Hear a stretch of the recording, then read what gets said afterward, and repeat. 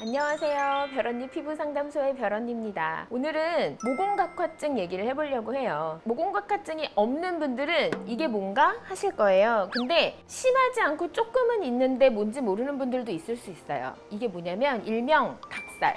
특히 이렇게 팔 바깥쪽, 종아리 바깥쪽, 그리고 심한 분들은 가슴이랑 등에도 생겨요. 생기는 원인은 유전적인 성향이 커요. 내가 뭐 안 씻어서, 빡빡 안 씻어서 이래서 그러는 거 아니고요.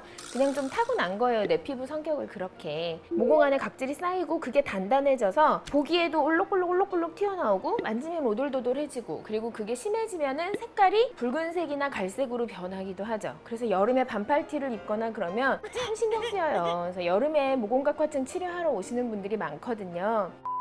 인터넷에 모공각화증 검색해보면은 크림들이 막 쫙 나와요. 아마 팔이 오돌도돌 닭살이거나 그러신 분들은 두세 개쯤 사서 써보고 나서 이걸 깨닫죠. 아, 효과가 없구나.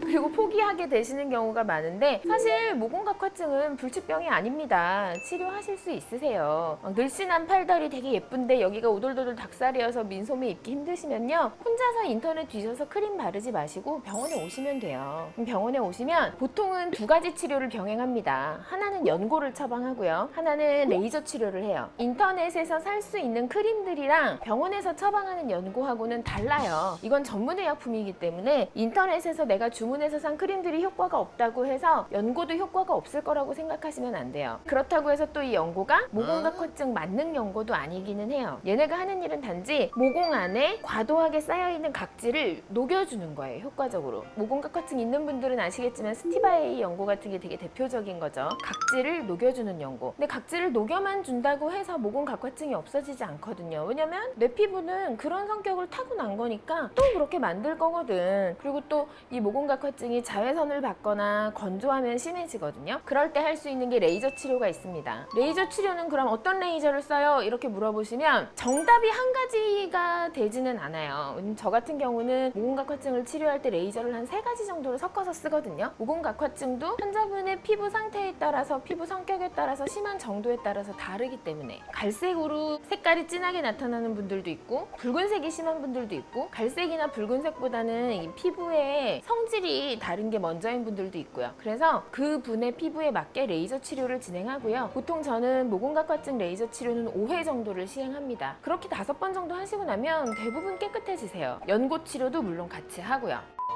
제가 이번 여름에도 모공각화증 심한 분들 치료를 몇 번 했는데, 정말 심한 분들은 팔만이 문제가 아니라 막 허벅지 뒤쪽, 종아리 이런 데까지 다 생겨요. 남들은 잘 모르지 사실. 내 팔다리 그렇게 자세히 보지 않으니까. 본인은 엄청 스트레스 받거든요. 아무도 보지 않지만 나는 반바지 입을 때마다 종아리가 신경 쓰이고, 반팔티만 입어도 이게 신경 쓰이고. 근데 한 2주 정도 간격으로 5번 정도 치료하시면요, 당당하게 반팔티 입고 반바지 입으실 수 있으세요. 모공각화증은 불치병이 아니니까 가까운 피부과 가셔서 연고 치료 받으시고 레이저 치료 받으시라고 저는 말씀드리고 싶습니다.